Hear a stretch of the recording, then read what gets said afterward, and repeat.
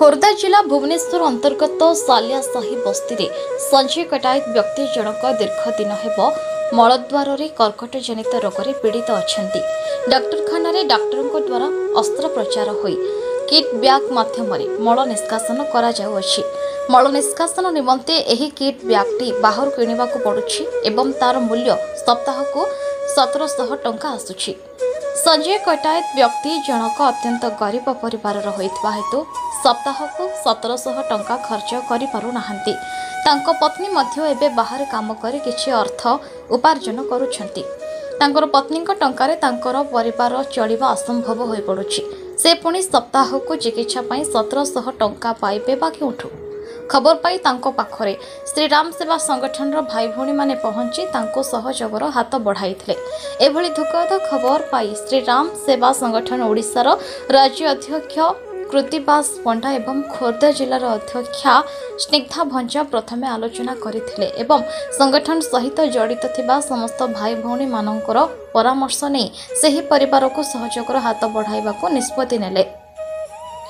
श्रीराम सेवा संगठन ओडिशार अध्यक्ष कृतिबास पंडा तत्वावधान में खोर्धा जिला अध्यक्षा स्निग्धा भंज, दैतारी पंडा, रश्मि रंजन राउत, मलय महांती, सुशांत कुमार, पूर्णिमा स्वाई, बिरंची नारायण बराड़ू एवं संगठन सहित जड़ित थिबा अन्य भाई भौणी माने मध्य सेही असहाय परिवार पाखरे पहुंची संजय कटायत को 2 मासर किट ब्याग प्रदान करथिले और संजय कटायत भाई जनक निजे किभली भावे रोजगारक्षम होई निजर चिकित्सा खर्च निजे तुलाई पारिबे से विषय रे मध्य आलोचना करथिले।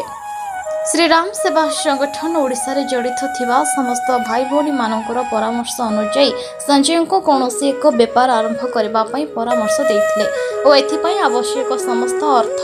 संगठन बहन करिबो बोली संगठन निष्पत्ति नेछि। तेणु आगामी दिन में संजय किभली निजे रोजगारक्षम होई पारिबे सेथि प्रति संगठन निश्चित भावे सहयोग करिबो। नहीं से फोटो उठे मु कहले फोटो उठे करी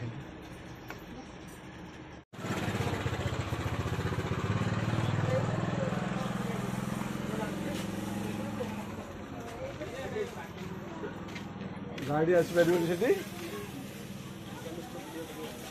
चल।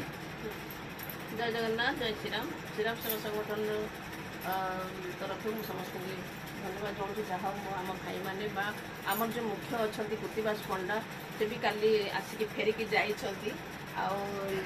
तेणु आमर जो कथाटी आम देकी आसलु जे आम यहाँ करूँ बोली आम जो मल द्वारा बंद हो जाए फल जो किटा दबार था सेटा आम कथा देकी जाइलु आपण मैंने भी देखी तेणु आज आम से आशा माने पूरण करने आसीचु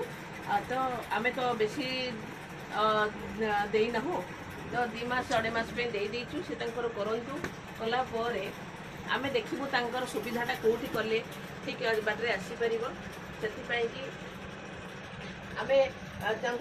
कथा जो इच्छा शक्ति अच्छे से किसी करेंगे से किसी करेंगे बस गोटे जगार करें परिश्रम न करें कि तेणु आम आम संगठन तरफ यह कथा देखिए जाऊँ जदि सी करें गोटे जगह निर्णय करें आम समस्त दायित्व नहीं गोटे जगह बसईदेवु जहाँफल कि जो आम जो जिनसटी आज देलु से भी निर्भर करे आमको पड़ोनी कि घर संसार चल जेहेतु स्त्री जाऊँच बाहर कम करे से भी सी जीवेनि से सी भी बसी पारे इनकम किसी आत्मनिर्भरशील हो पारे तेणु से आम आज कथा देखिए जाऊँ जिते शीघ्र पार्टी मैडम कहले गोटे जगह देखिए कहले आम किसी सहयोग करूँ दुकान पत्र जिनस पत्र सब जोगेदेव किसी से टेंशन होनी जोगेदेव से गोटे जगह बस निज निजर इनकमटा करें घर भरण पोषण करें बुझे धन्यवाद दूसरी आम कृतिबास पंडा जहाँ हो सी गोटे लोक मैंने जो प्रकार परिश्रम करी आसी आम संगठन दैतारी पंडा सी पूरा दिन तमाम काली आसी कटक खोजिक आसिक भुवनेश्वर खोजी गाँव को जाइए पुणी रिटर्न कर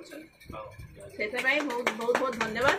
मोर मोर बहुत बहुत धन्यवाद यही मनोभाव था समाज प्रति लोक मान पाखे आम ठिया हबू आ श्रीराम सेवा संगठन यही पवित्र काम कर धर्म काम कर जय जगन्नाथ जय श्रीराम सेवा संगठन तरफ समस्त मोर अभिनंदन एवं प्रणाम। आम संजय भाई को आगे कथा देलु कि साहाय्य करूँ बोली आसिक आम छोट प्रकार साहाय्य कर संभव होम सिग्ना माँ प्रतिभा सार भाई मान तेणु आसतु समस्ते मिलमिशि आम समस्त दुखी को साहाय्य करवा आम समस्ते आसतु ये आग लाइन के आसतु समस्ते आम मिशि साहाय्य करवा रोचु जय श्री राम जय जगन्नाथ ब्यूरो रिपोर्ट न्यूज उपांत खबर।